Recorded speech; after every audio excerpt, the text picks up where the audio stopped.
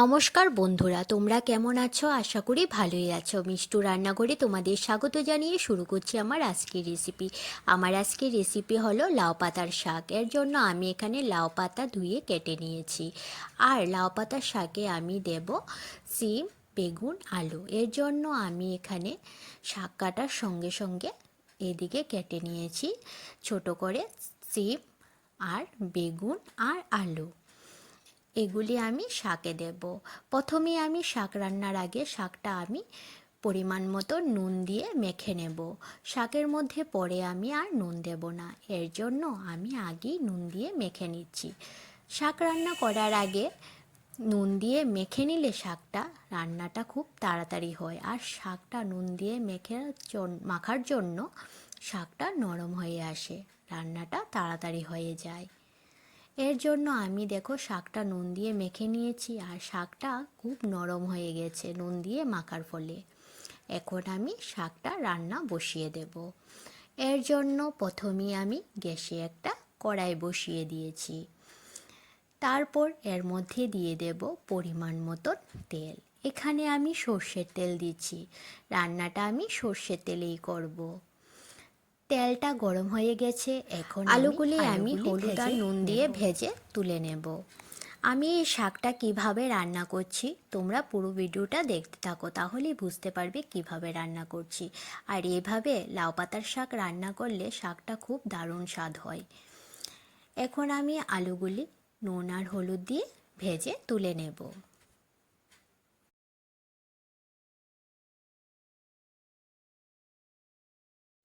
আলুটা ভাজা হয়ে গেছে, এখন আমি আলুটা প্লেটে নামিয়ে নেব। আলুগুলি খুব ভালোভাবে ভেজে নিতে হবে। আলু ভাজার পর এখন আমি বেগুনটা ভেজে নেব। আলুগুলি ভাজা হয়ে গেছে, এখন আমি আলু প্লেটে নামিয়ে নিয়েছি। এই তেলের মধ্যে এখন আমি কেটে রাখা বেগুনগুলি ভেজে নেব। বেগুনগুলি দিয়ে দিলাম। এখন দিয়ে দেব পরিমাণ মতন হলুদ আর পরিমাণ মতন নুন। নুন হলুদ দিয়ে বেগুনগুলিও আমি ভেজে তুলে নেব। আলু বেগুনগুলি যদি খুব লাল লাল করে ভেজে তুলে নেওয়া যায় তাহলে শাকটা খেতে খুব ভালো লাগে। বেগুনগুলি ভাজা হয়ে গেছে, এখন আমি বেগুনগুলিও প্লেটে তুলে নেব। বেগুনগুলি ভেজে তুলে নেওয়ার পর এই তেলের মধ্যে আমি আরও কিছু পরিমাণ তেল দিয়ে দেব শাকটা ফোড়ন দেওয়ার জন্য। এর জন্য আমি আরও অল্প পরিমাণ তেল দিয়ে দিলাম। এখন আমি এর মধ্যে ফোড়নে আমি দিয়ে দেব শুকনো লঙ্কা। এখানে ফোড়নে আমি দিয়ে দিলাম দুটো শুকনো লঙ্কা। শুকনো লঙ্কাগুলি যখন কালো হয়ে আসবে তখন আমি দিয়ে দেব ফোড়নে মেথি। এখানে আমি মেথি ফোড়ন দিয়ে দিলাম। মেথিগুলি যখন কালো হয়ে আসবে তখন আমি শাকটা দিয়ে দেব।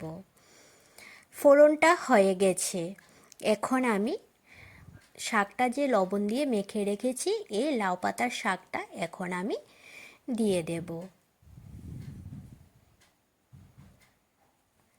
শাকটা দেওয়ার পর এখন আমি এর মধ্যে দিয়ে দেব পরিমাণ মতন হলুদ। এখানে আমি লবণ দেব না, কারণ লবণটা আমি আগেই পরিমাণ মতন দিয়ে মেখে নিয়েছি শাকটা। এখন আমি দিয়ে দেব কেটে রাখা সিমগুলি। হলুদ আর সিম দেওয়ার পর এখন আমি দিয়ে দেব ঝালের জন্য 3-4টে কাঁচা লঙ্কা। কাঁচা লঙ্কাগুলি আমি চিড়ে দিয়ে দিয়েছি। সব কিছু দেওয়ার পর এখন শাক আর সিমের সাথে হলুদটা নেড়ে চেড়ে মিশিয়ে নেব। শাক আর সিমের সাথে হলুদটা মেশানো হয়ে যাওয়ার পর এখন আমি শাকটা সেদ্ধ হওয়ার জন্য 10 মিনিটের জন্য ঢাকা দিয়ে দেব, যাতে শাকটা আর সিমটা ভালোভাবে সেদ্ধ হয়ে যায়। 10 মিনিট পর আমি ঢাকা তুলে নিচ্ছি। শাকটাও খুব সুন্দর সিদ্ধ হয়ে গেছে, আর যে ছোট ছোট করে কেটে সিমগুলি দিয়েছি এগুলিও সিদ্ধ হয়ে গেছে ভালোভাবে।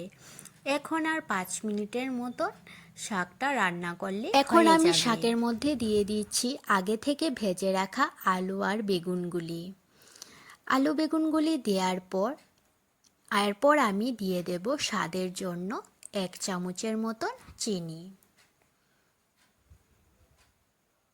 আগে থেকে ভেজে রাখা আলু আর বেগুন আর স্বাদের জন্য চিনি দেওয়ার পর এখন আমি নেড়েচেড়ে সবগুলি একসাথে মিশিয়ে নেব। শাকটা আমার প্রায় হয়ে এসেছে। এখন আমি নামানোর আগে শাকের মধ্যে দিয়ে দেব ঘি।